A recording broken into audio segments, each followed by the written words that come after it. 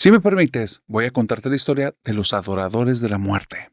Janet vivió algo macabro que la ha traumatizado desde aquel entonces hasta el día de hoy, y ya pasaron más de 10 años. Janet tuvo un novio. Uno de sus primeros novios fue el artífice de esta situación.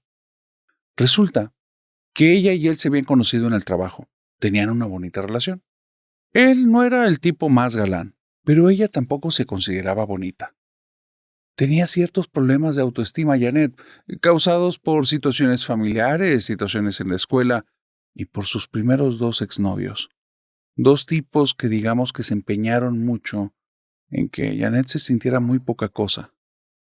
Y de cierta manera lograron herirla, porque Janet tenía un concepto muy bajo de ella. Por eso, cuando Fabián llegó y la conquistó en el trabajo, le mostró interés, le dijo un par de cosas bonitas, un coqueteo muy simplón.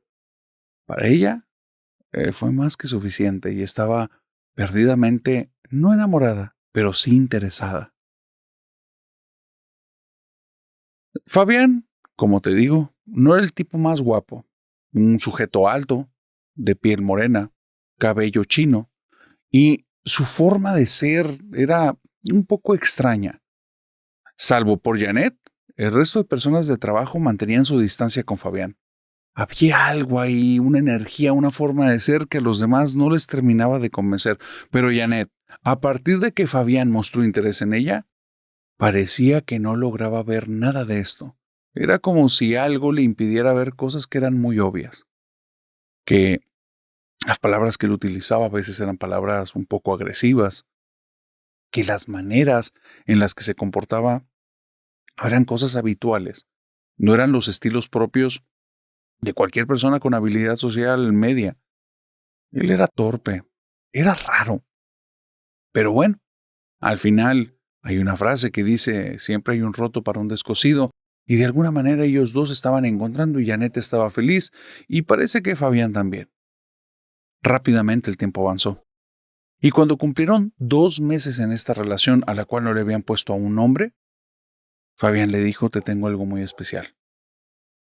Quiero darte un regalo que no solo es de parte mía, sino es de parte de toda mi familia. Y Janet se quedó un poco abrumada por la frase y le dice, ¿cómo que de toda tu familia? Dice, sí, mi familia sabe que me gustas, mi familia sabe que quiero que seas mi novia. Entonces, todos ellos me han estado apoyando para que esta relación se dé, para que estemos los dos juntos y entre todos nosotros te queremos regalar esto. El regalo consistía en una cadenita dorada que al final terminaba en un cuadrito negro que cubría algo metálico. Fabián le dijo a Janet directamente que no abriera ese cuadrito negro, que lo utilizara así, que siempre se lo pusiera debajo de la blusa y que no estuviera como a la vista de los demás. Janet ni siquiera tuvo curiosidad en abrirlo. Ya para ese entonces, después de un par de meses, y al principio solo estaba interesada, ahora sí estaba perdidamente enamorada. Lo que le decía a Fabián, ella lo hacía, y si Fabián no quería que abriera ese cuadrito negro, no lo iba a hacer. O eso era lo que ella creía, porque en esa noche ocurrieron cosas muy raras. En esa noche, cuando llegó a casa, sintió algo raro en su casa. Aun cuando en la casa de Janet no se vivía un ambiente de paz y armonía y todo de tranquilidad, en ese momento la casa se sentía espeluznante.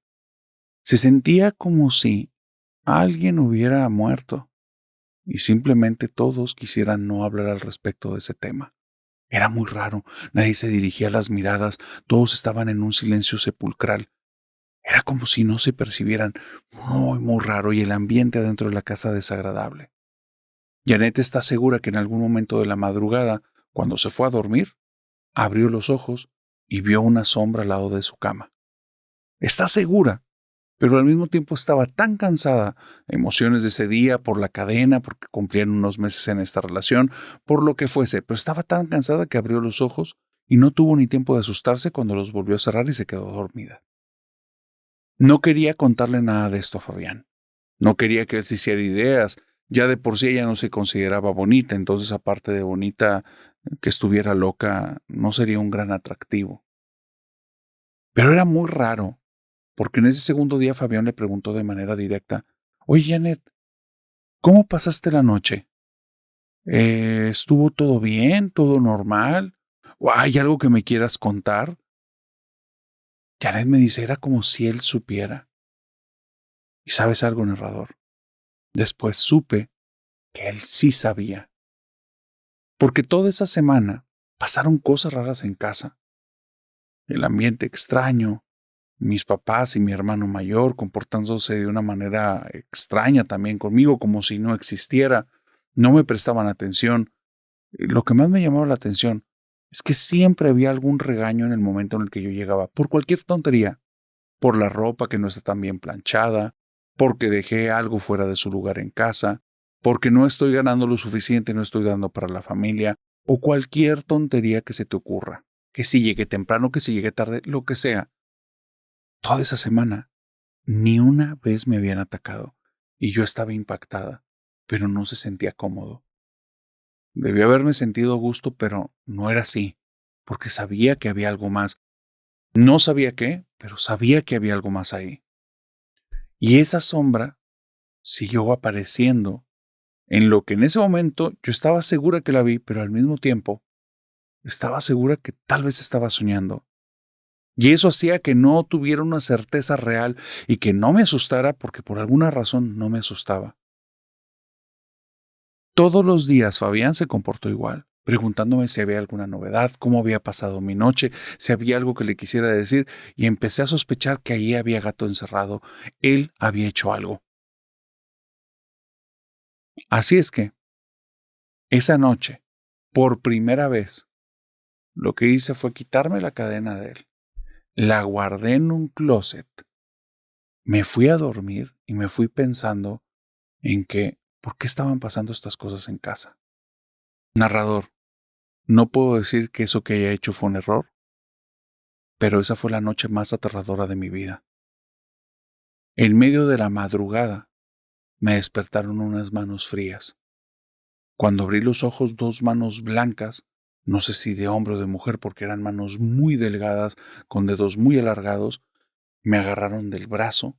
La sensación helada fue la que me despertó y cuando volteo, veo las dos manos, pero yo no veo que continúe hacia ningún cuerpo. Me asusto, me alejo y de repente las dos manos ya no están ahí. Yo estoy impactada. ¿Qué es lo que estoy viendo? ¿Qué es lo que acabo de vivir? ¿Qué fue eso? No sé. Son respuestas que al día de hoy no tengo. Pero no terminó ahí mi noche. Porque después de eso, frente a mis ojos, se abrió el closet donde había dejado la cadena. Y yo vi la cadena que se movía en el aire como si una mano la estuviera llevando hacia mí y la dejó caer en mis pies. Y escuché una voz que me dijo en el oído, no te la quites. Nada más así. Era una mezcla como si me lo estuviera ordenando y advirtiendo. No era bonita, no era un consejo, era como una amenaza velada. Cuando escuché eso me tapé los oídos y ese sí fue el error más grande que he cometido en toda la vida, porque volteé hacia donde estaba la puerta, hacia donde creí que venía la voz que me había hablado al oído. Y cuando volteo, narrador, vi a una mujer con una capucha, con unas manos huesudas, toda vestida de negro. Estoy segura que estaba viendo la muerte. No le vi el rostro. Las manos no pude verlas a detalle si eran huesos o unas manos muy delgadas. No fueron las mismas que me despertaron, fueron otras. Pero cuando vi esa cosa, grité. Grité y grité hasta que la voz se me perdió. Me quedé afónica un par de días. Mis papás no se despertaron. Nadie se despertó en la casa. Esa casa ya estaba embrujada, narrador.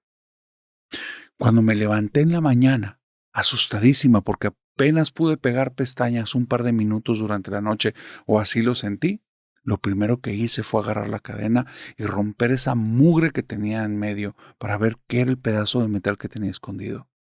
Y ahí, frente a mis ojos, la misma silueta que vi en la noche. Pero había una diferencia. Cuando la vi en la noche, yo estoy seguro que era una mujer. En la cadena, esa figura era un esqueleto con una capucha. Estaba aterrada. Entonces resulta que Fabián no me quiere hacer algo. Me quiere hacer daño y después dijo que esto era de parte de su familia. Así es que ese día, con lo que tuve de valor, me acerqué con él, tomé la cadena, se la dejé caer en los pies y le dije, eso es brujería.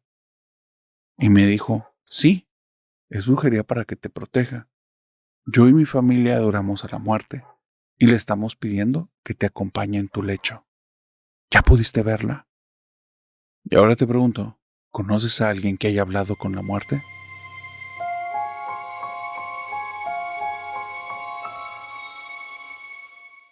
Nunca, bajo ninguna circunstancia, toques con tus manos o tu cuerpo algo que sepas que se haya utilizado para algún tipo de ritual. ¿Quieres saber por qué? Escucha esta historia. Esta historia que estoy a punto de contarte es una de las historias más extrañas que me han llegado aquí al canal. Y quiero contarla porque aun cuando no es un relato largo, es un relato que me gustaría saber si alguien más ha visto lo que vio Saúl en esta ocasión. Saúl tiene dos amigos desde la infancia. Dos amigos que son los amigos de todas las fiestas, los amigos de todas las salidas. Son aquellos amigos que lo acompañan prácticamente para todas sus loqueras. Y últimamente Saúl ha traído una idea. Quiere conocer lugares embrujados y en la ciudad en la que vive hay un lugar en especial en el que nadie se atreve a entrar porque hay muchas historias al respecto. Y es una antigua iglesia. No sé qué se adoraba ahí, no sé qué religión era la que se llevaba. Lo que te puedo decir es que ese lugar tenía una puerta de madera sumamente alta y la parte de arriba, en lugar de ser recta, lo tenía como en forma de arco. Ese lugar, había muchas historias desde que habían encontrado cadáveres, no uno, varios, que muchas personas que entraban no lograban salir. Historias acerca de lamentos, de fantasmas, de sombras que se mueven, mil y un cosas que Saúl a lo largo de su vida había escuchado. Pero no conocía a una sola persona que hubiera entrado al lugar y que tuviera una experiencia. Por eso sabía, o él creía, que mentían, que esos solo eran cuentos, que realmente allá adentro no había nada, pero si había algo, él se lo quería topar. Así es que fue con sus dos amigos, Jaime y Lucio. Pero las cosas no salieron como él quería. Él iba envalentonado, va con dos amigos, va a ir por primera vez a este lugar al que nadie se debe entrar. Eso le da cierta adrenalina y lo hace sentir más valiente de lo que realmente es. Pero también lo hace ser bastante más imprudente. Porque llegando al lugar ya había señales, cosas que le decían que no entrara. Lo primero, la puerta tenía un candado. Y ellos no iban preparados para poderlo abrir. Iban a tener que encontrar la manera para escabullirse adentro. Y eso podía ser considerado como un delito, si no, mínimo iba a ser causa de un escándalo. Lo segundo es que desde que empezaron a buscar algún lugar, alguna pared tumbada, algún cristal roto, alguna ventana dañada para poder entrar a ese lugar, Lucio, uno de los amigos de Saúl, le dijo que él estaba sintiendo muy mala espina y que no le importaba, que si ellos creían que él era un cobarde, que no le importaba, que él no iba a entrar. Intentaron convencerlo, los dos que quedaban. Pero no, Lucio dice, en serio, si yo fuera ustedes no entro ahí. Y empezaron los dos a decirle, especialmente Saúl, son mentiras, todas las cosas que se dicen de ahí son mentiras. Y él dijo, no, no son las historias, no sienten el lugar, se siente oscuro, se siente que hay algo y se siente que no es bueno. Lucio no tenía ningún don, ningún poder, o no que él supiera, pero no estaba fallando. Los otros dos comenzaron a andar por toda una parte lateral. Total, se brincaron primero a la azotea de una casa, que desde esa azotea se lograba ver la parte posterior del edificio, de esta iglesia que estaba antigua y ya toda dejada, y una de las ventanas que estaba sellada con una lámina de madera, se veía que la lámina de madera estaba medio tumbada. Así es que después de brincar a la azotea, bajaron con cuidado y a patadas la terminaron de tumbar y entraron a la iglesia. La iglesia tenía bancas y tenía una especie de altar. Pero vuelvo a decirte, no sé qué tipo de cosas hacían ahí, porque tanto las bancas como el altar eran negros. ¿Qué rituales hacían? ¿Qué religión estaba? No me queda claro.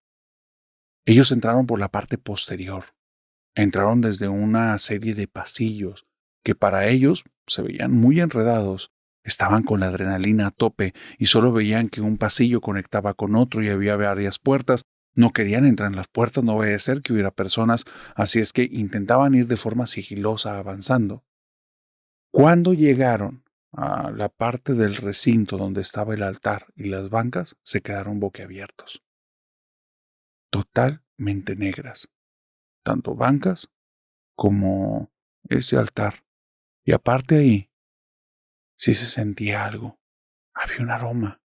Algo que hacía que tuvieran mucho miedo. Siguieron avanzando entre las bancas, esperando poder llegar a la puerta y ver desde ahí alguna forma de salir, porque por la forma en la que entraron, iban a hacer muchísimo escándalo para volver a salir. Y si para entonces alguna patrulla estaba pasando porque algún vecino pudo haber reportado los golpanazos que le dieron a la madera, preferían intentarlo del otro lado para ver si lograban escabullirse bien. Y creo que ese fue el peor de los errores que pudieron haber hecho. Porque cuando pasaron por ahí, cuando pasaron por el altar, en lugar de simplemente sacarle la vuelta si ya están viendo todo eso y si están sintiendo ese temor que parece que no está basado en nada de lo de ahí, porque al final no hay nadie, en lugar de eso, decidieron faltar al respeto a cualquiera que fueran las creencias y religiones que ahí tenían, y mientras uno simplemente se acercó al altar, lo tocó con sus manos y lo limpió para ver si verdaderamente era negro, el otro brincó y se acostó arriba. Se abrió de manos y dijo, mira, un sacrificio para los demonios. Se quería hacer el chistoso. Pero parece que existen entidades invisibles que no entienden los chistes, no entienden el sarcasmo. Porque después de que pasaron del altar, y Saúl tomó al amigo de su mano y lo estiró, porque aunque no lo quiso aceptar, ya sentía miedo, y lo que dijo su amigo se quedó retumbando en su cabeza, entonces lo puso sumamente nervioso. Lo estiró, el amigo entendió que el otro ya estaba muy nervioso y dijo, ya estoy jugando. Y Saúl le dijo, vámonos. Se van caminando por el pasillo central entre las bancas, justo hacia la salida, cuando comienzan a escuchar algo. Unos tipos de pasos muy rítmicos. Pa, pa, pa, pa, pa, pa. Igual. Pa, pa, pa, pa, pa, pa. Ese ritmo que se te quede grabado para siempre. Porque si lo escuchas, te recomiendo que huyas. Cuando iban por ese pasillo y estaban cerca de la puerta y escucharon ese ritmo, una gota fría les recorrió toda la espina y era como si les hubieran descargado miles de voltios. Ellos sentían el cuerpo casi que se les quedaba entumido del miedo, pero decidieron dar la vuelta y ver. Había algo muy extraño ahí, justo detrás del altar, algo que no estaba segundos atrás. Un tipo, y vuelvo a decir tipo, estilo, algo que parece ser, como estos cartelones rectangulares que sirven para algunos de los negocios, para ponerlos en la calle y que sepas que están ahí. El problema es que esta cosa era inmensa, no era fácil de ocultarse. Era algo más o menos de unos 60 o 70 centímetros de ancho por casi 3 metros de alto. Lo peor era el ritmo. Pa, pa, pa, pa, pa, pa. Eso era el ritmo que tenía esa cosa cuando se movía. Pa, pa, pa, pa, pa, pa. Como si tuviera pies, como si alguien estuviera detrás moviéndolo. Las cosas se empezaron a poner muy oscuras muy rápido cuando ese último ¡pa! Fue un brinco que esa cosa dio para pararse arriba del altar. No tenía pies, era solo un rectángulo. Y si tenían alguna duda de que si lo que estaban viendo era una persona moviendo algún tipo de cartelón de 3 metros con una facilidad tremenda, ese cartelón o esa cosa alargada de color negro se vino abajo después de pisar el altar. Y fue algo muy extraño, porque se veía totalmente rígido. Tal vez algún papel muy duro, o muy probablemente cartón. El problema es que cuando chocó con el suelo, sonó como si hubiera sido agua, y se esparció, gotas por todas partes. Se reunió, y el líquido los empezó a seguir, como si fuera algún tipo de animal que los estuviera persiguiendo y los estuviera cazando. Pero imagínatelo, simplemente como una mancha de refresco bastante grande que comienza a seguirte por todo el piso. Ellos, ya el decoro digamos que quedó a un lado, es que comenzaron a gritar, se pegaron a la puerta, comenzaron a golpearla hasta que sintieron que esa cosa estaba muy cerca y cuando voltearon, solo vieron como a 1 metro ese líquido se empezaba a abultar, como si se empezara a formar algo ovalado, como en la parte superior de una cabeza. Y en ese instante, corrieron como si se hubieran puesto de acuerdo, sacándole la vuelta al líquido, yendo hacia la parte de atrás de los pasillos, rezando a algún dios porque ellos no creían en ninguno, pero rezando a algún dios invisible que por favor los ayudara para que no se perdieran en el laberinto. Parece que ese dios los escuchó, porque pudieron llegar directamente al cuarto por el que entraron. Cuando estaban ahí, estaba la policía y estaban tan asustados que les gritaron, por favor, sáquenos, hay alguien aquí. Sáquenos, sáquenos, sáquenos. El policía los iba a empezar a interrogar y ellos, por favor, sáquenos y llévenos a la cárcel, haga lo que quiera, pero sáquenos. Saúl y su amigo terminaron esa noche en la cárcel. Tuvieron que pagar una buena multa. El problema es que todas las cosas que les dijeron a los oficiales eran incoherentes. Los oficiales tuvieron que hacerles análisis de sangre, porque obviamente creía que había sustancias. Lo extraño es que ninguno de los dos salió positivo. Y esa es la que recuerda Saúl como la peor noche de su vida. Y la gran duda, ¿qué fue eso que vimos ahí en esa iglesia? ¿Y qué era lo que adoraban ahí? Si alguna vez has visto una entidad como esta que vieron ahí, déjamelo saber en comentarios.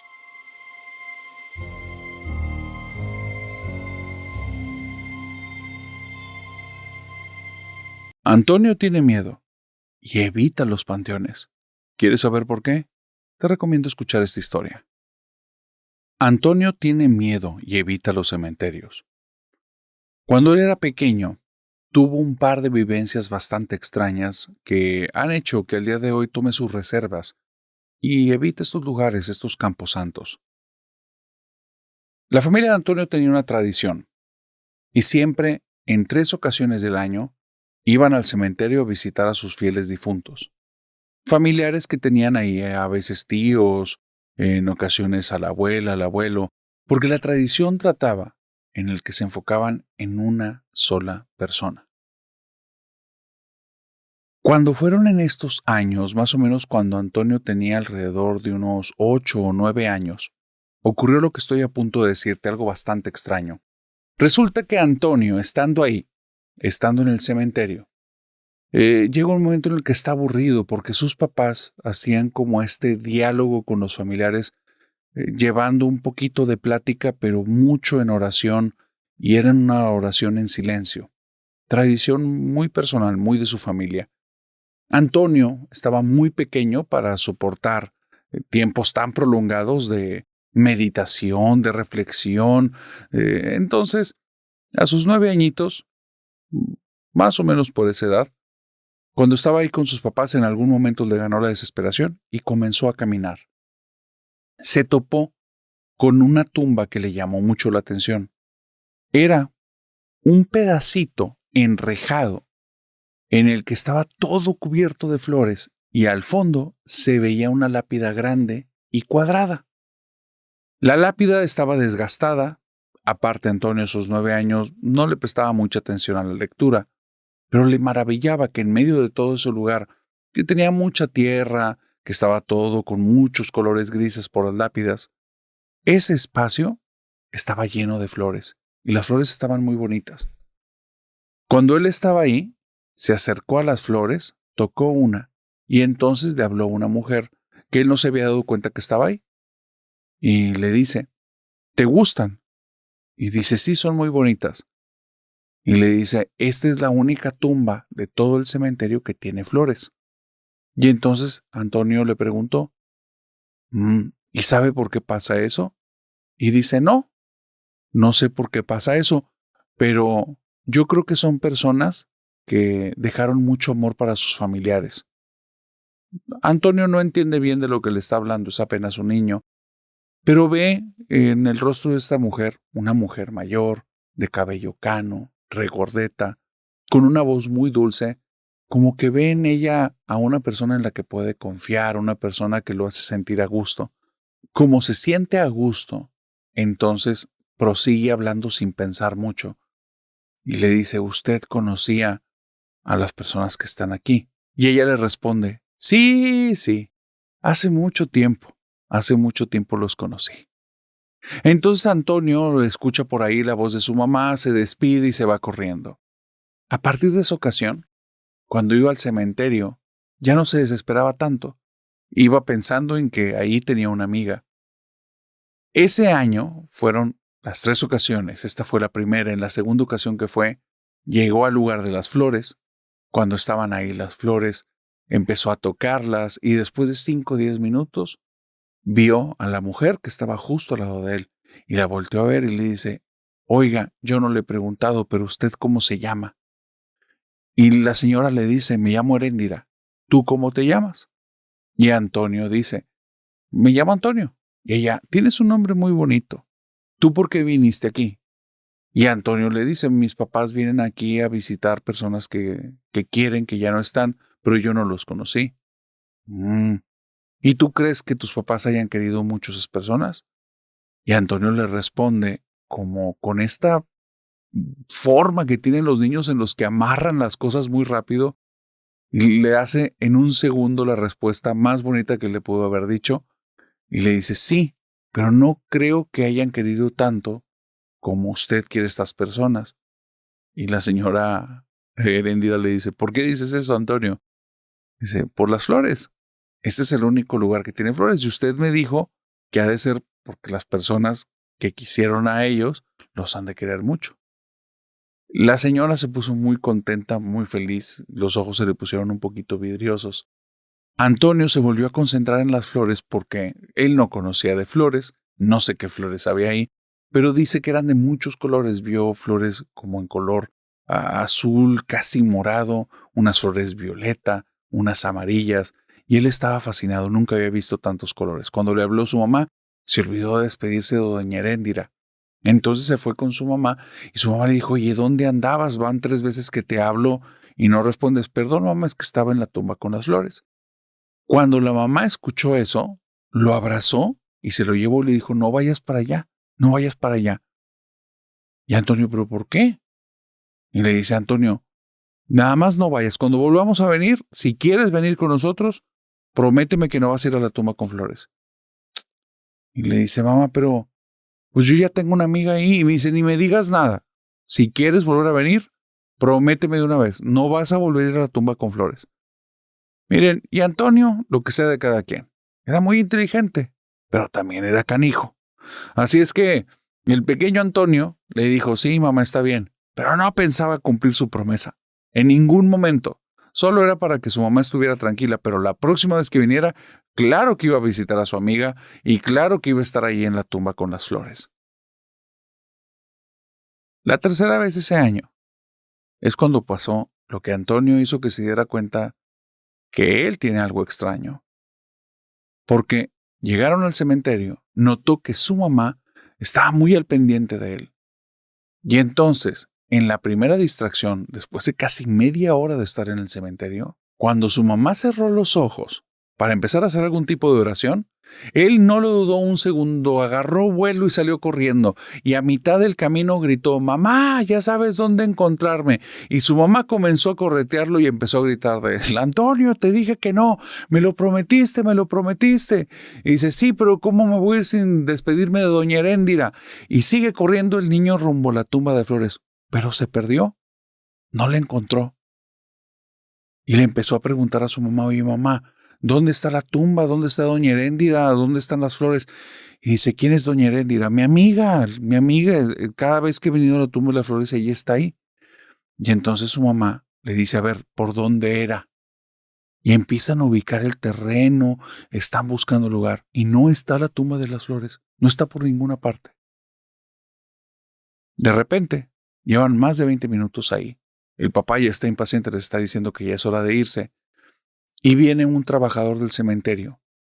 Y la señora se acerca ya para preguntarle, aun cuando tenía miedo de ese lugar de las flores, pero como ya no vio ninguna, se tranquilizó y le preguntó al trabajador: oiga, mi hijo está buscando la tumba de las flores. Dice: no sabe dónde está. Y le guiñó un ojo como para que le siga el juego.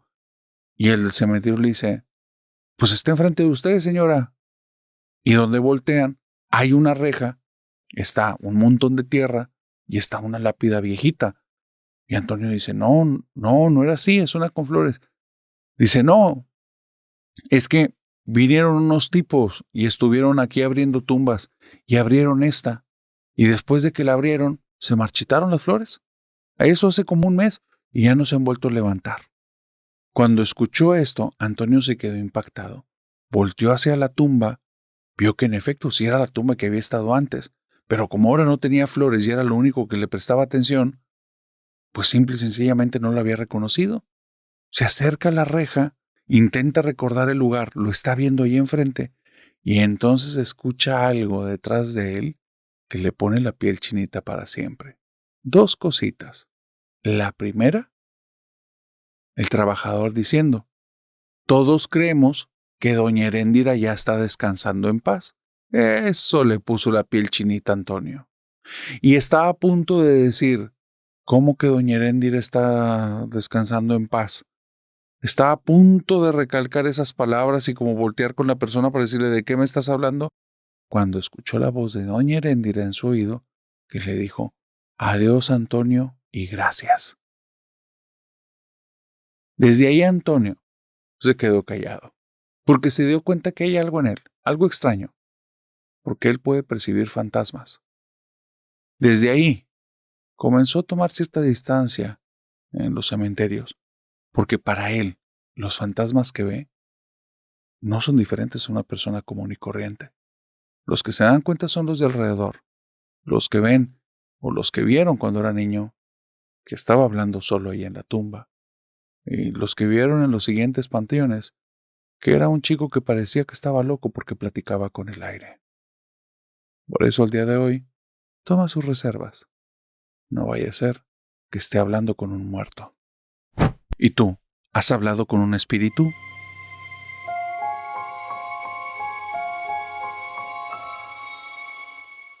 Imagina que llevas toda una vida buscando fenómenos paranormales y nunca encontraste nada. Nunca conociste a nadie de forma cercana que le haya pasado algo. Y cuando ya tienes la idea que eso no existe, son puras fantasías, algo aterrador le ocurre a tu familia y entonces te hace dudar de todo lo que siempre has creído. Esa es la historia de Álvaro y aquí vamos a contarla. Álvaro me mandó un mensaje que me llamó mucho la atención y me decía: narrador, tengo que decirte que por lo general las historias que cuentas me resultan fascinantes, me gustan, pero no me dan miedo, salvo una. En el sábado de sombras pasados dijiste una frase y cuando la dijiste, toda mi piel se puso chinita y sentí una cantidad de miedo casi incontrolable. Dijiste que no hay niños fantasma. Te quiero contar algo para que los dos podamos entender qué fue lo que me pasó. Yo soy una persona que me gusta el tema del terror. A mí me gusta mucho toda la situación relacionada con películas, con podcasts, con videos. Busco evidencias y todo ese tipo de cosas. Pero honestamente, después de tantos años de estar buscando, yo ya me llegué a decepcionar. Y prefiero verlo todo esto como ficción, como una fantasía. Nunca me ha pasado nada, nunca le había pasado nada a mi familia, nunca había ocurrido absolutamente nada. Hasta este sábado, 2 horas antes de escuchar ese podcast tuyo. El sábado tuvimos una reunión familiar en la casa. Vinieron mis papás, vinieron mis hermanas, y de mis 3 hermanas, una de ellas tiene 2 niños. Pasó algo muy raro. Cuando estábamos en medio de la comida, estábamos llevando ya también una sobremesa, y empezamos a escuchar a uno de los 2 niños, al más pequeño, llorar, pero estaba inconsolable. Mi hermana se levantó creyendo que había tenido algún accidente y se dio cuenta que estaba encerrado adentro de un cuarto. Mi sobrinito tiene alrededor de 6 años. Está chaparrito, es muy rápido, es muy ágil, le gusta estar explorando todo, por eso se tiende a accidentar. Pero digamos que toma riesgos, pero hasta cierto punto, nada más ciertos tipos de riesgos. La habitación que tenemos en la que se encerró es una habitación en la que hace mucho tiempo, digamos que teníamos a mi abuelo que sufrió demencia. Mi abuelo, y te digo, digamos que teníamos, porque realmente lo que hacíamos era encerrarnos adentro con él. Estábamos ahí por si llegaba a necesitar algo, pero le poníamos a la puerta un cerrojo arriba que es solo manual, es un tubo, y un cerrojo abajo. Pero no está en una altura normal, para que me entiendas. Yo mido 1,60 y necesito poner un banquito para subirle otros 20 o 30 centímetros y poder alcanzar el cerrojo que está prácticamente en el canto superior, en la parte superior de la puerta. La idea de ese cerrojo manual, especialmente el de arriba, era que mi abuelo no lo alcanzara. Mi abuelo, por su situación, intentaba siempre escaparse y salirse. Se le olvidaba dónde estaba y quiénes éramos. Entonces, en varias ocasiones me quedé dormido, mi papá también, mi mamá en alguna ocasión, y mi abuelo se escapó. Y sentíamos que se ponía en peligro, por eso pusimos esos picaportes. Y con esos cierres de puerta, esos cerrojos, la puerta estaba muy segura. Mi abuelo ya falleció hace más de 10 años. Y lo que hicimos fue dejar esos picaportes abiertos, porque no los podíamos soltar tan fácilmente, estaban demasiado bien puestos. Pero lo que mi papá hizo fue bien fácil. Le empezó a poner capas de pintura. Y capas de pintura. Y cada año que hace la limpieza de puertas y empieza a ver si necesitan como otra mano de pintura, si no necesita la puerta, le pone otra mano de pintura a esa cosa para que no se vaya a mover. Ni de un portazo se mueve. Esa cosa está pegadísima. Ya son muchos años y muchas capas de pintura.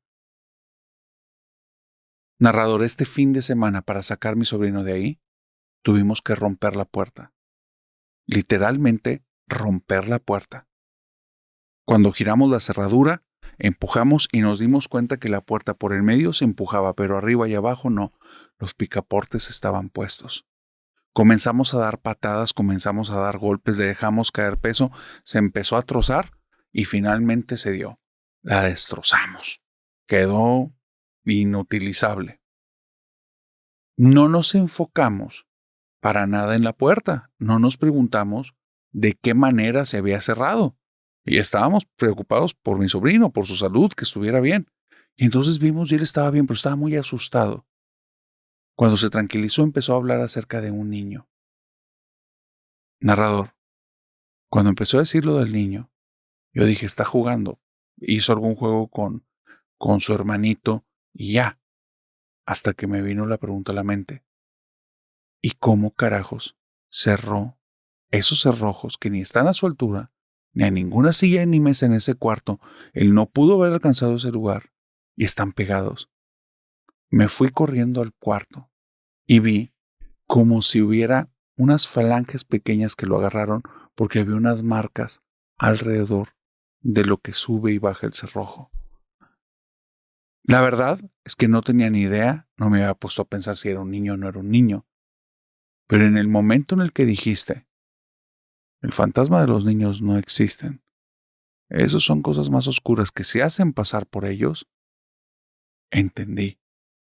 Porque si así fuera un fantasma lo que estuviera ahí en mi casa, un espíritu de un niño, ¿por qué alcanzó casi 2,5 metros? Y en mi mente vino la imagen donde algo, haciéndose pasar por un niño, hizo entrar a mi sobrino, y cuando mi sobrino estuvo dentro del cuarto, se estiró y cerró la puerta con una fuerza tan brutal que movió ese cerrojo como si fuera nada.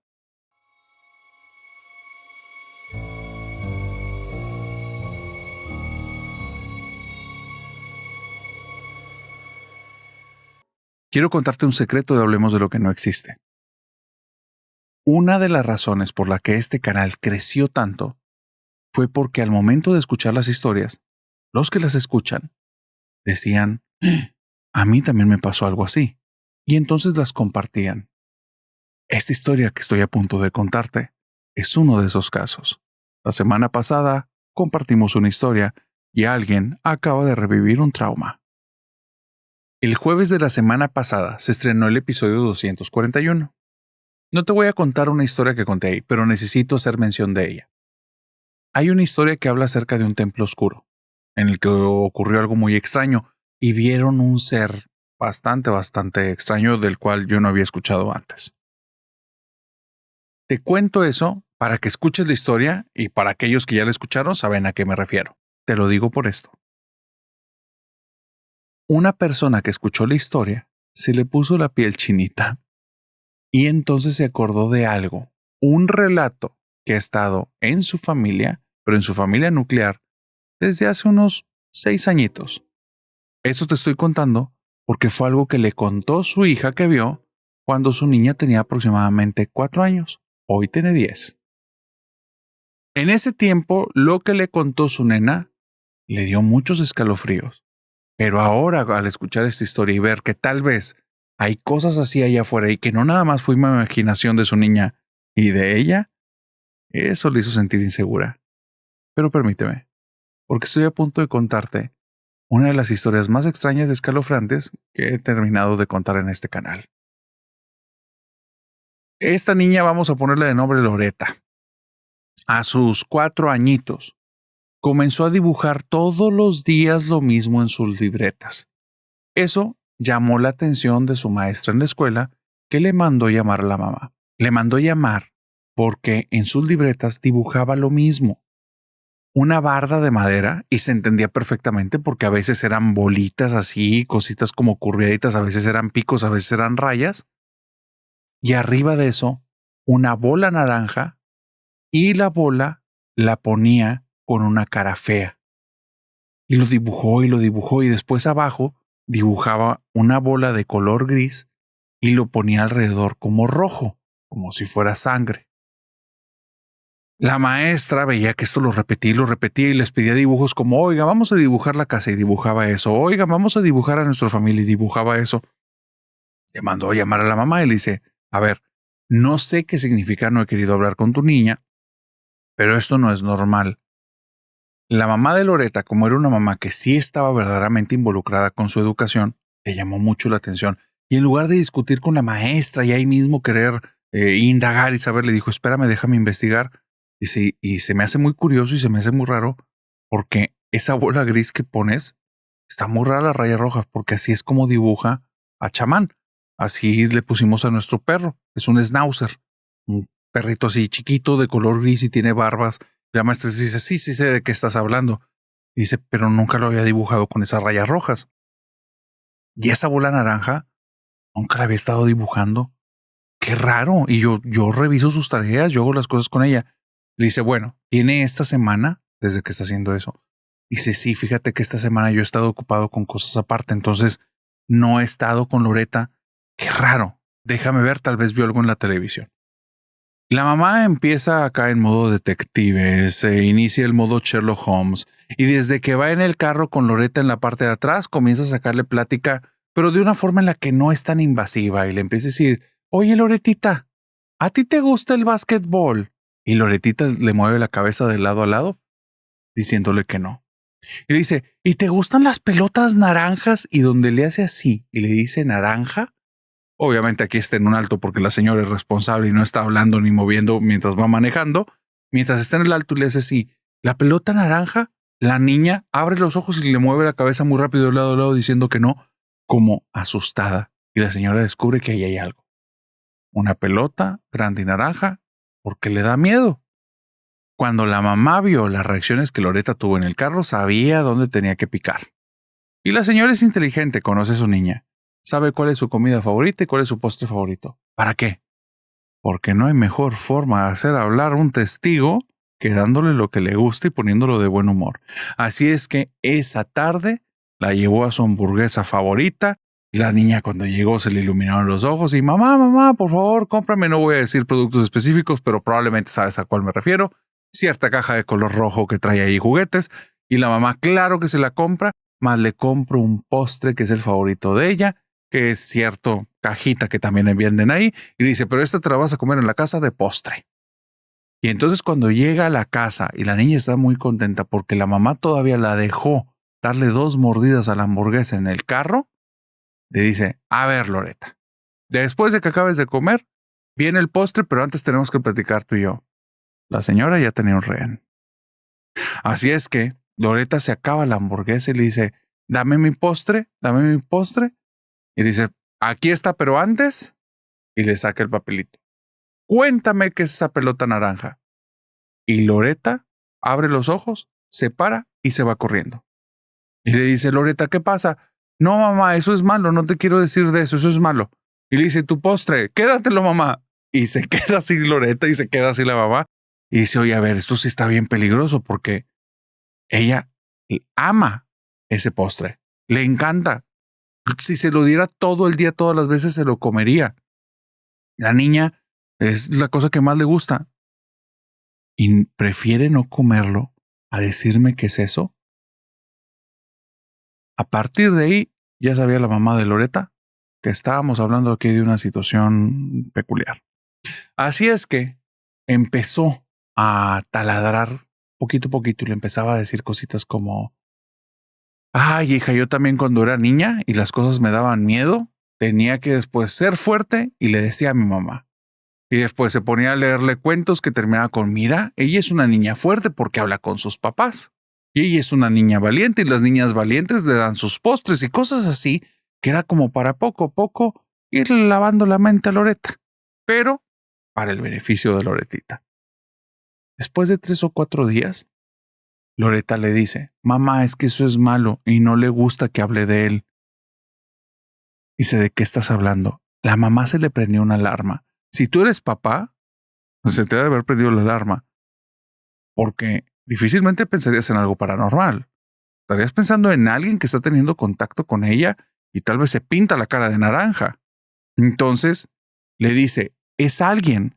O sea, hay alguien que se pinta de naranja. No, ¿por qué, mamá?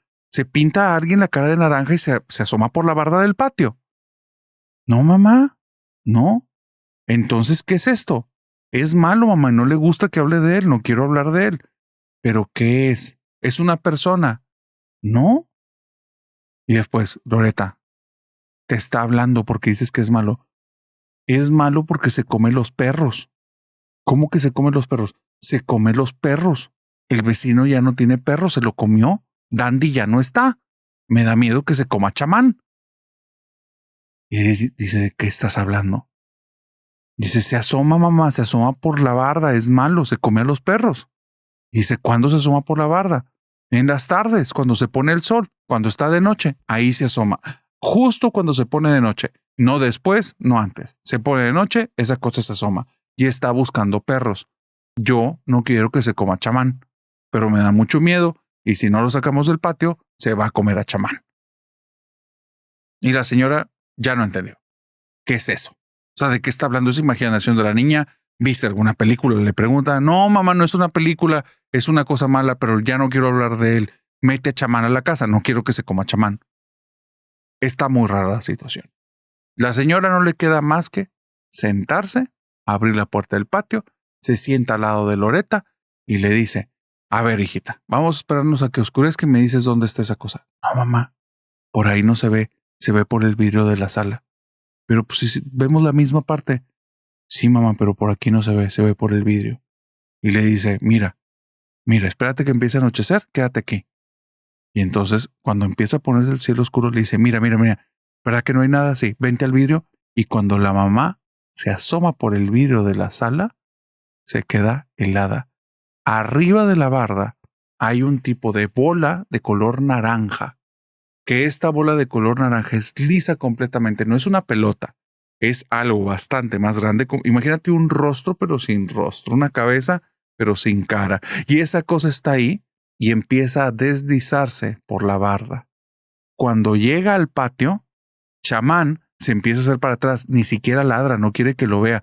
Y la señora ya entendió que acaba de ubicar a Chamán, así es que le abre la puerta al perro y le dice, Chamán, ven para acá. Y el perro se mete rapidísimo, pero hay un detalle, escucha en el patio un movimiento muy rápido como un... Y entonces la mamá de Loreta cierra de golpe la puerta, se hace para atrás, abraza a la niña, se lleva a Chamán y se cierra en el cuarto. Esa noche no le quiere decir a su esposo porque sabe que es bien imprudente si va a ir al patio y no quiere que se tope esa cosa, porque esa cosa no se ve con los ojos, se ve por medio de un cristal y el esposo nunca le va a creer, así es que no le dice. Y en la mañana siguiente le cuenta. El esposo se asusta y dice, no puede ser, no le hablaste, no sé, a alguna patrulla, a alguna persona que tenga alguna arma, alguien que nos ayude, un veterinario, alguien de un zoológico, o sea, estás hablando de un animal. Dices que no es un animal, no sé lo que vi. O sea, era una bola que después ya no era una bola porque se deslizó y ya después no lo vi porque me fui por Chamán y no se ve. ¿Cómo que no se ve? Es que nada más se ve por medio de un cristal. Dice, ay, no. Te contó la historia de la niña, o que dice, ya te había contado. Sí, pero ¿cómo le vas a creer a una niña? Dice, yo lo vi, la niña no me contó nada. Cuando los dos salen al patio, justo en la zona donde ella vio que cayó esa cosa, hacia donde estaba la puerta de la entrada, se ve donde algo grande, pero no te estoy hablando de una pelota del tamaño de un rostro, estoy hablando de algo 3 o 4 veces más grande. Se deslizó dejando liso toda la zona del pasto. Te puedes imaginar tal vez a una lagartija que mida unos 3 o 4 metros de largo por 1,5 metros de ancho. Pudiera ser lo más cercano a lo que esta mujer vio. Por eso, esa historia, que nunca volvió a toparse con esa cosa jamás, nunca volvió a escuchar, se volvió paranoica durante años y estaba viendo siempre desde el cristal al momento del anochecer, nunca se volvió a topar nada. Los perros de los vecinos sí desaparecieron uno a uno, siempre creían que alguien se los robó o cosas así, la señora no se atrevía a decir lo que ella conocía. Pero Loreta tiene 10 años, ya pasaron 6. Eso lo metió al baúl de los recuerdos, un mal recuerdo, cierto cuento, aunque Chamán vivía en la casa. Entonces, el punto es este. Todo estaba ahí. Una cosa que tal vez hasta se inventó, ¿no? Tal vez vio una película y ahora cree que es un recuerdo, porque eso a veces pasa. Hasta que escuchó la historia en el episodio 241 y dijo, yo vi algo así, pero no era negro, era de color naranja. Por eso te digo que tal vez pudiera ser buena idea escuchar a los niños cuando te hablen de monstruos y fantasmas.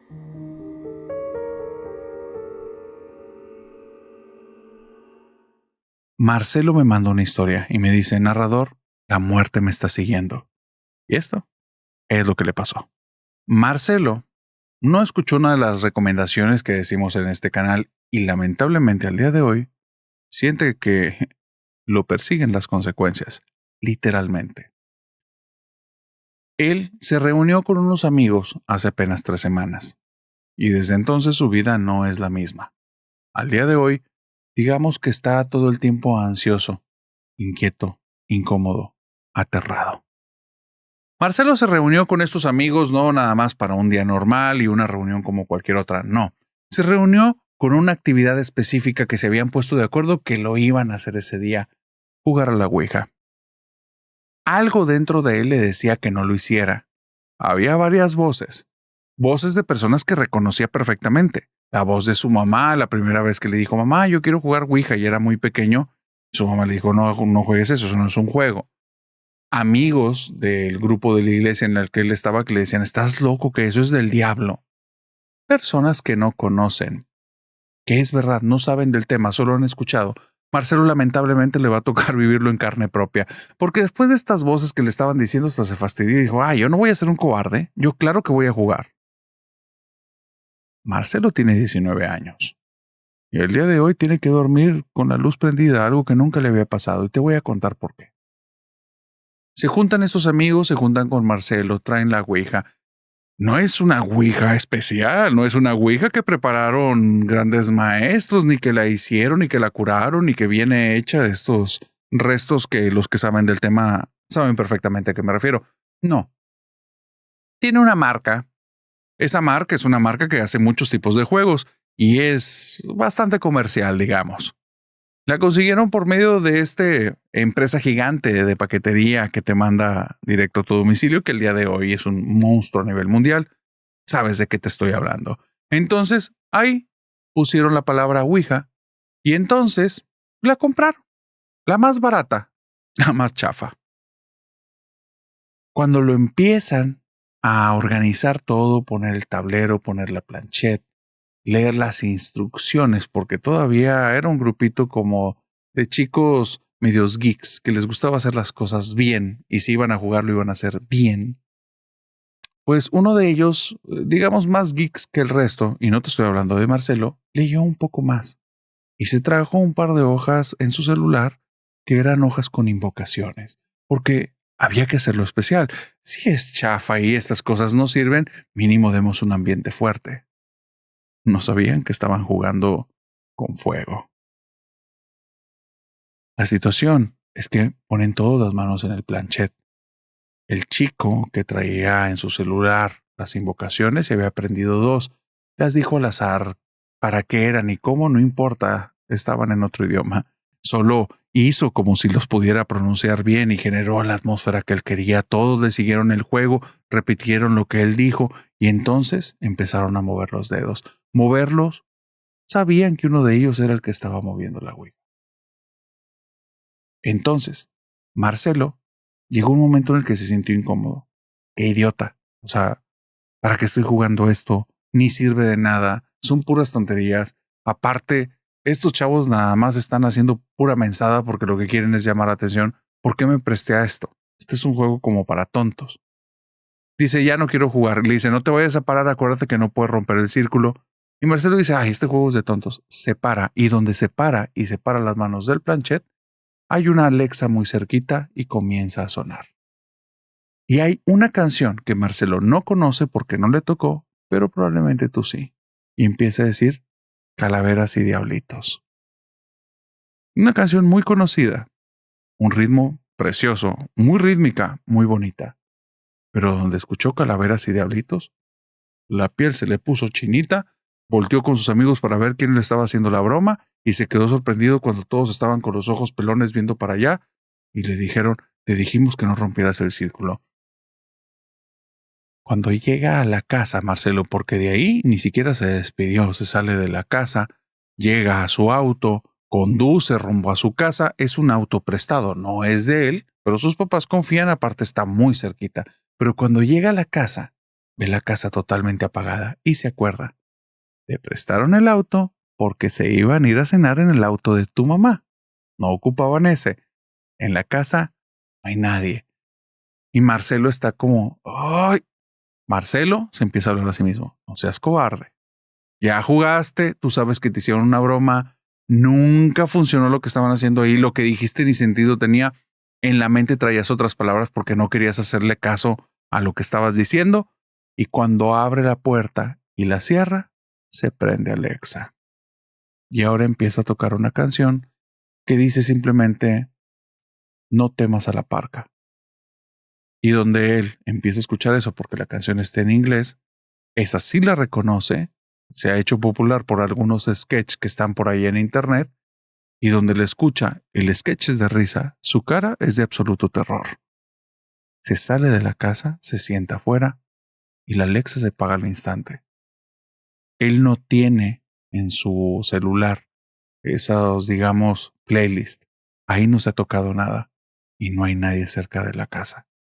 ¿Cómo le están jugando la broma a sus amigos? No sabe, pero lo va a descubrir, porque sus siguientes investigaciones en Google son puras cosas acerca de cómo poder intervenir una Alexa, cómo estar lejos de Alexa y mandarle instrucciones, y descubre que sí hay maneras. Se tranquiliza. Me están jugando una broma. ¿Cómo supieron que llegué a mi casa? ¿Y cómo supieron cuando entré? ¿Y cómo supieron cuando salí? Me están espiando y empieza a voltear a todas partes. Los primeros 2 días es paranoia. Me están espiando. Hay cámaras en la casa, hay cámaras fuera, porque si no, no me lo explico. Cada vez que entro, inicia y hay una canción diferente. Por un beso de la flaca daría lo que fuera, y otra vez la relaciona a la muerte, que él en su cabeza no lo está dejando a gusto.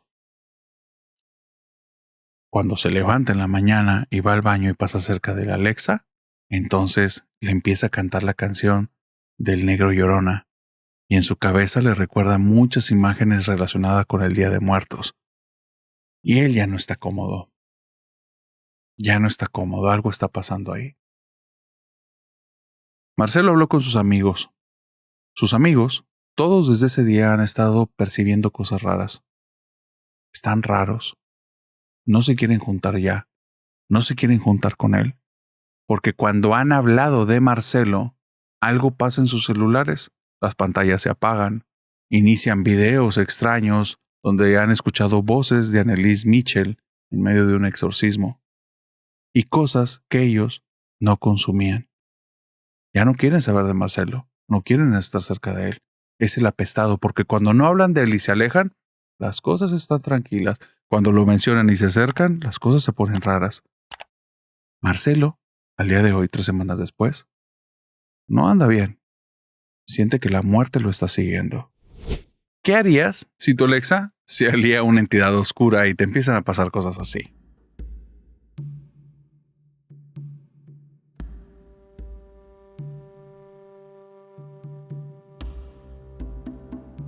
Te recomiendo con todo el corazón que si quieres dormir, bajo ninguna circunstancia escuches esta historia.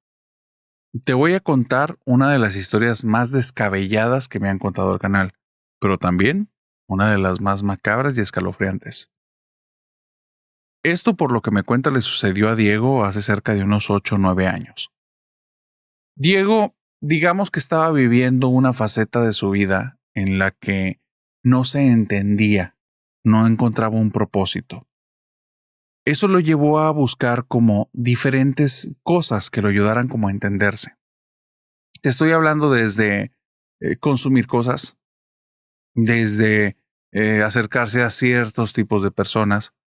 Y era algo importante saber que para Diego el hecho de buscar un significado de vida, algo trascendente, algo más allá de lo que simplemente estaba viviendo en este plano físico, era muy importante, era más importante que el placer en sí mismo. Te digo porque no generó dependencias. Y esto no es ninguna recomendación. No te recomiendo acercarte a esos temas, porque son temas que en el primer descuido o en la primera situación todo puede terminar muy mal. En el caso de Diego, yo creo que fue el inicio del fin para algo muchísimo peor. Una cosa lo fue llevando a otra, personas diciendo acerca de encuentros místicos por medio del uso de este tipo de cosas, y otras personas trayendo como creencias muy, llamémoslas, peculiares, difíciles de digerir. Fue ahí cuando conoció, de una forma muy underground, muy poco, digamos, comercial, muy poco al oído de todos, algo que solo vas a conocer si estás muy metido en estos temas, algo que se llamaba los 3 maestros. Era, para que te hagas una idea, un estilo de creencias con prácticas que se tenían todas en hojas de papel ya bastante manchado y deshecho, metidos en un libro negro, cuyas pastas eran como de un tipo de cuero que no te queda claro exactamente de qué tipo de cuero es. Todo ese papel estaba como amarrado con unos hilos, pero se veía hecho a mano. Se veía macabro, es la realidad. Ese libro se decía que había varios y que eran el libro de los 3 maestros, que las prácticas del libro había que hacerlas todas para avanzar en este camino de la magia.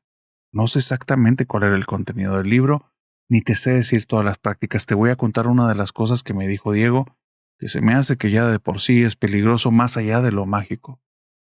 Él hablaba acerca de que entre los que entraban en este proceso, porque había una iniciación, tenían que iniciar haciendo pactos de sangre, pactos reales, pequeñas tajadas aquí y allá, en la que todos los miembros ponían en contacto una herida con la otra.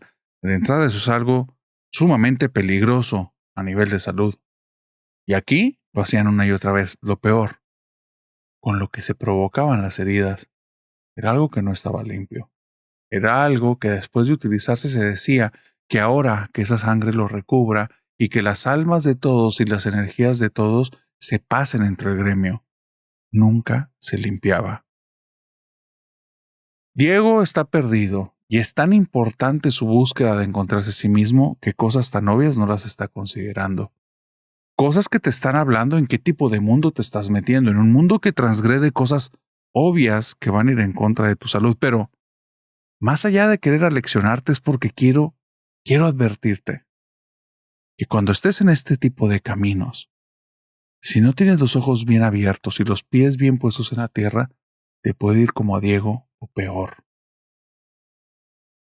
Siguieron los avances. A Diego le decían que él estaba descubriendo sus dones. ¿Sabes por qué? Porque comenzaba a sentir dolores en el cuerpo. Prohibido hacerse análisis de sangre, prohibido ir con médicos, prohibido ir a saber que estas personas que no creen en nada de estos caminos mágicos te vayan a llenar la cabeza de cosas. Un tipo de secta extraña. El tema es que él sentía dolores en el cuerpo y le decían que lo que estaba sucediendo era que estaban despertando y él estaba descubriendo sus dones, sus poderes. Él, como quería encontrar algo de trascendencia, fácilmente compró esa historia. Se sintió especial, se sintió diferente. Empezó a ir más seguido a las reuniones de los 3 maestros. No hay ningún maestro ahí. No uno, no dos, no tres, no hay ni uno. No hay maestros en las reuniones. Entonces él no entiende. Y le dicen, solo los que perseveran conocerán a los 3 maestros y los maestros los moldearán a su imagen y semejanza. ¿Qué carajo significaba eso? Diego me lo dice. No tengo idea, pero cuando lo escuchaba me llenaba de euforia. Yo quería llegar ahí, porque decían que solo muy pocos de cada grupo lo lograban, y era verdad, porque el día que hicimos los pactos, si vieras cuánta gente llegó y cuántos se terminaron yendo, quedamos muy pocos. Éramos pocos los valientes, porque Diego me cuenta esto todo con cierto dejo de orgullo, hasta que va avanzando con la historia y eso cambia radicalmente. Las prácticas seguían aumentando. Conseguir diferentes tipos de cosas que consigues casi en cualquier parte, pero el uso era extraño. Hacer bolas de cosas que tenías que poner en el alimento de personas que no quisieras. Hacer cosas en las cuales utilizabas pequeñas cositas que fueran la esencia de personas que sí querías y adherirlas a cosas que los representaban, para entonces extraer algo de ellos y quedártelo tú. Cosas que no entraremos en detalle, pero te habla de un camino bastante perverso, bastante retorcido. Y Diego me dice, no me daba cuenta. Para mí era solo escalar, era un escalón más. Cabello de mi hermana, ropa de mi hermano. Ese vecino que odio porque cada vez que llego siento que me ve de una manera con menosprecio, que me ve como poca cosa porque cuando era primaria estudiamos juntos y ahora él trae un carrazo y yo aún no sé qué estudiar. Ese carro se lo dieron sus papás, ese maldito. Me metí en su casa cuando estaba dormido y no se dio cuenta. Y después, en varias ocasiones, en su refrigerador guardan mucha comida de la semana. Yo no sé quién se comió el regalo. Diego se metió en cosas que no están bien.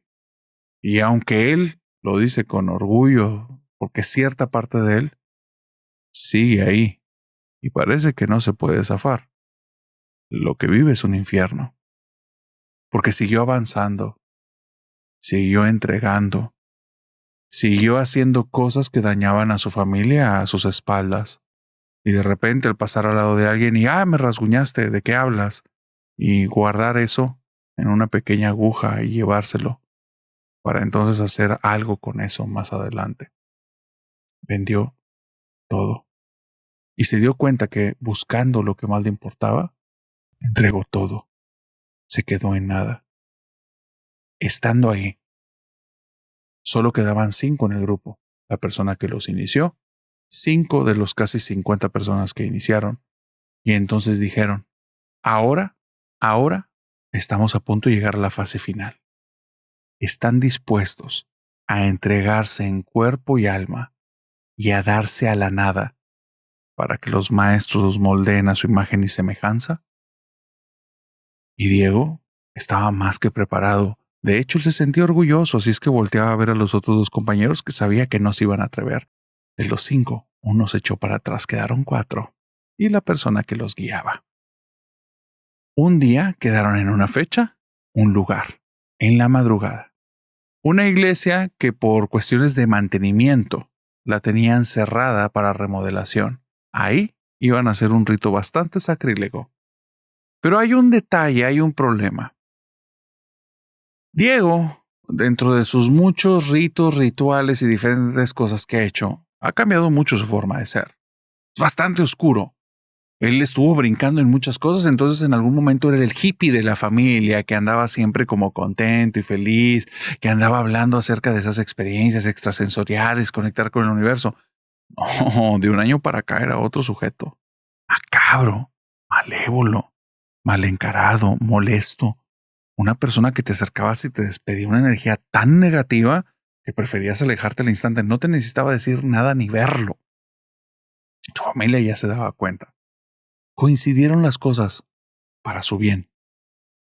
Cuando él llega a su casa ese día en el que va a ser la reunión, están ahí toda su familia, junto con sus primos, junto con sus tíos, están a punto de hacer una intervención.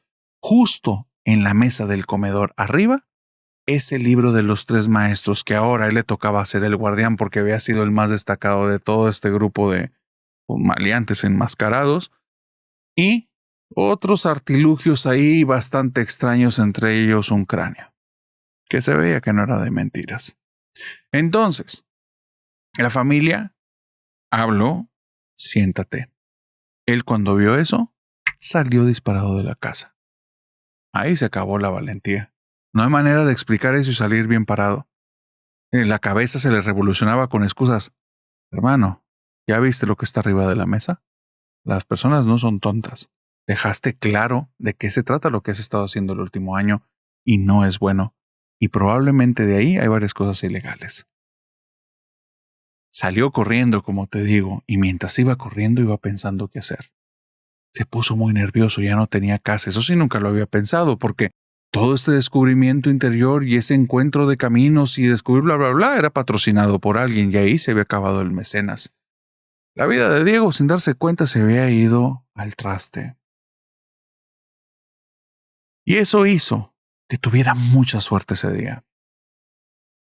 Porque cuando se acordó del ritual, de ese lugar en el que se quedaron de ver cerca de las 12 en punto, ya era pasada esa hora. Eran cerca de la 1:30. Y él le llegó la imagen en su cabeza. Los 3 maestros los íbamos a conocer el día de hoy. Hoy íbamos a hacer todo lo que pasé este año, todo lo que me atreví a entregar, todo lo que he sacrificado, por nada, y se arrancó hacia la iglesia.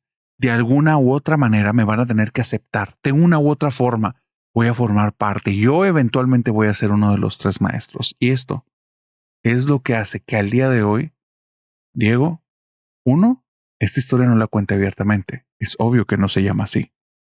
Y 2, hace que estos temas no los quiera tocar.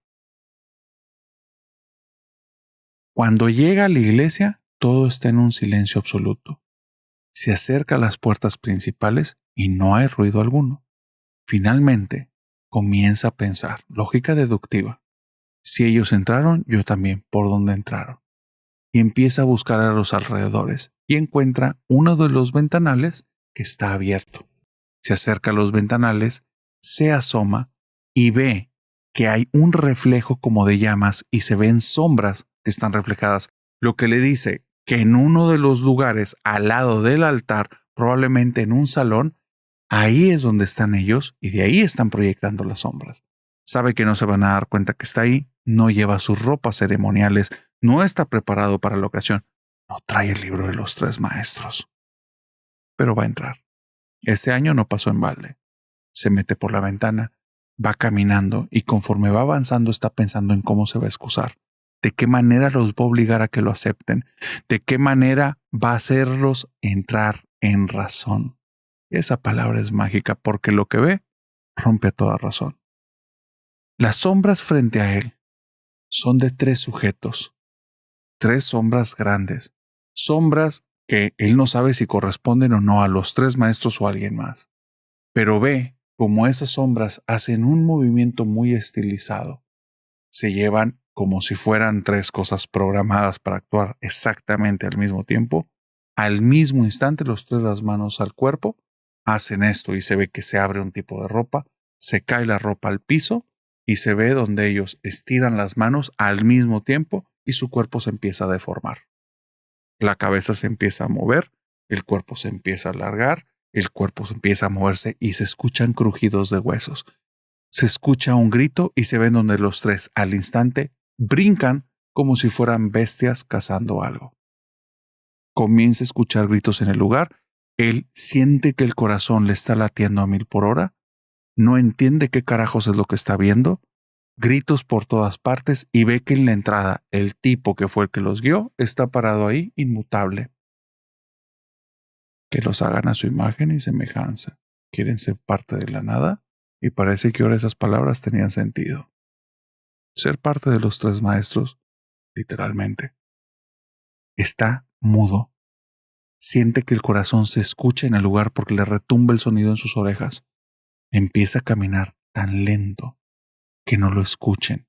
Pero llega un momento en el que sabe que la salida está tan lejos y esas cosas se mueven tan rápido que de ahí no va a salir vivo. Lo único que decide es hacerse a un lado y esperar el final de sus días sentado en una banca. Su cerebro se atrofió. Se quedó congelado. Ahí, sentado en la banca esperando su destino. ¿Quién sabe cuánto tiempo pasó? No era de día. Cuando vio que de ese cuarto comenzaron a salir los sujetos. Todos encapuchados. 4. Adelante venía el tipo que lo llevó en el camino para ser parte de los 3 maestros detrás. Los 3 maestros. El corazón comenzó a latir rápido, pero él de cierta manera en esos segundos ahí se atrofió tanto que su cerebro ya no pensaba. Tenía un sonido agudo, como cuando la televisión se acaba la señal. Y ya, estaba acabado. De cierta forma había hecho pases con la muerte. Ahí se iba a terminar todo.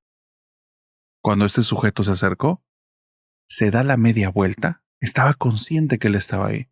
Se acerca sonriendo, le pone la mano en el hombro y le dice: mala suerte, Diego. El próximo año te tocará ser parte de los 3 maestros.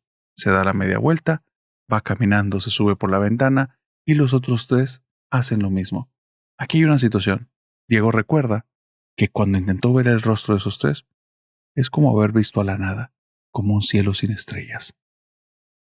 Diego dice al día de hoy que de estos temas prefiere ya no saber nada. Probablemente conoció lo más oscuro. Y aunque esa cosa, ese orgullo, es algo probablemente de las cosas que le pusieron ahí. Y sabe que se los pusieron ahí. Tal vez alguno de sus compañeros, tal vez ese tipo, tal vez los 3 maestros, alguien. Porque todos los años siente la necesidad de regresar, de buscarlos y ser parte de eso. De alguna manera ha logrado tener los pies en la tierra.